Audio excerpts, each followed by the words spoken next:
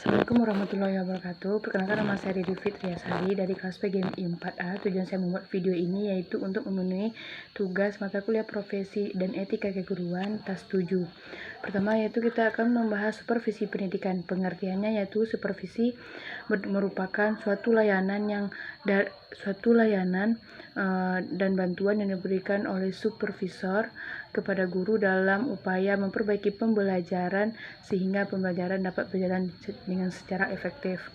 Yang kedua yaitu prinsip-prinsip supervisi pendidikan. Yang pertama prinsip dasarnya yaitu Pancasila. Pancasila sebagai dasar negara kita, sehingga bagi supervisor Pancasila adalah prinsip dasarnya. Yang kedua yaitu prinsip praktis. Yang pertama ada prinsip positif dan negatif. Prinsip positif merupakan pedoman yang harus dilakukan oleh seorang supervisor agar berhasil dalam pembinaannya. Yang kedua yaitu prinsip negatif, yaitu merupakan pedoman yang tidak boleh dilakukan oleh seseorang supervisor dalam pelaksanaan supervisi. Selanjutnya itu tujuan supervisi pendidikan. Ada beberapa diantaranya, yaitu yang pertama membantu agar dapat lebih mengerti atau menyadari tujuan-tujuan pendidikan di sekolah. Yang kedua yaitu membantu guru agar mereka lebih menyadari dan mengerti kebutuhan dan masalah-masalah. Selanjutnya itu untuk melaksanakan kepemimpinan efektif dengan cara yang demokratis. Selanjutnya itu menemukan kegiatan-kegiatan profesional yang ada di sekolah. Selanjutnya itu membantu guru meningkatkan kemampuan penampilannya di depan kelas. Yang terakhir membantu guru baru dalam masa orientasinya supaya cepat dapat menyesuaikan diri dengan tugasnya.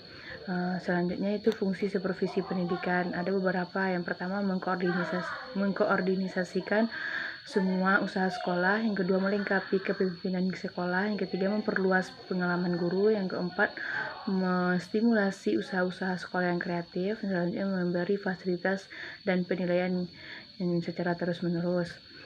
Selanjutnya itu tipe supervisi pendidikan. Yang pertama ada otokratis, yaitu supervisor penentu segalanya. Yang kedua itu demokratis, yaitu mementingkan musyawarah dan mufakat. Selanjutnya yaitu pseudo atau kuasi demokratis, yaitu demokratis semu. Dan terakhir yaitu laissez faire atau memberikan kebiasaan dan keluasan kepada orang yang disupervisi. Selanjutnya itu jenis-jenis supervisi. Yang pertama ada supervisi umum dan supervisi pengajaran. Supervisi umum ini adalah supervisi yang dilakukan terhadap kegiatan-kegiatan atau pekerjaan yang secara tidak langsung berhubungan dengan usaha pengajaran. Sedangkan yang kedua yaitu supervisi kritis adalah supervisi yang difokuskan pada perbaikan pengajaran dengan melalui saksi yang sistematis dari tahap perencanaan. Selanjutnya itu alat-alat bantu supervisi. Yang pertama ada perpustakaan, buku kurikulum, buletin dan buletin sekolah. Dan terakhir itu penasehat dan rescue person.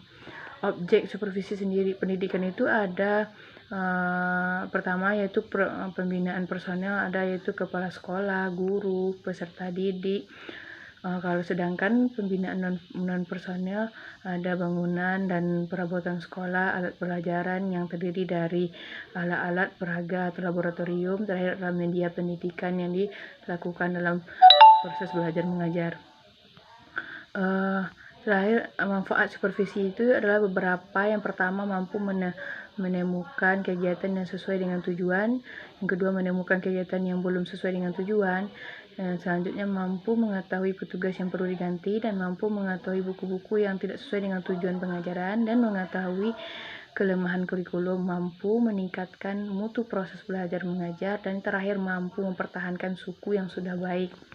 Yang kedua yaitu kualifikasi pembinaan guru. Yang pertama kita membahas kualifikasi guru. Pengertiannya yaitu keahlian yang diperlukan untuk melakukan sesuatu yang menduduki jabatan tertentu.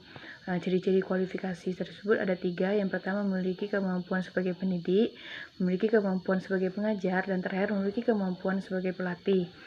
Kedua yaitu pembinaan guru. Pengertian pembinaan guru adalah sebagai serangkaian usaha bantuan kepada masyarakat guru, terutama bantuan yang berwujud profesional yang dilakukan oleh tugas sekolah.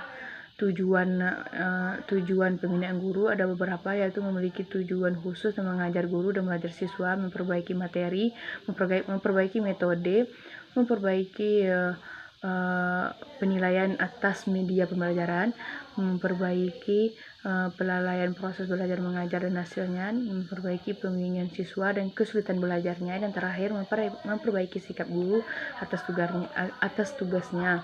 Kedua itu fungsi pembinaan guru, yaitu memelihara program pengajaran sebaik-baiknya, menilai dan perbaiki faktor-faktor yang mempengaruhi hal belajar, memperbaiki status belajar anak-anak. Prinsip pembinaan guru tersebut ada beberapa. Yang pertama, dilakukan dengan kebutuhan guru, kebutuhan antara guru dengan pembina didasarkan atas kerabatnya.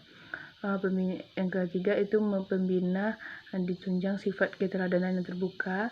Yang selanjutnya dilakukan secara terus-menerus, dan terakhir diperlancarkan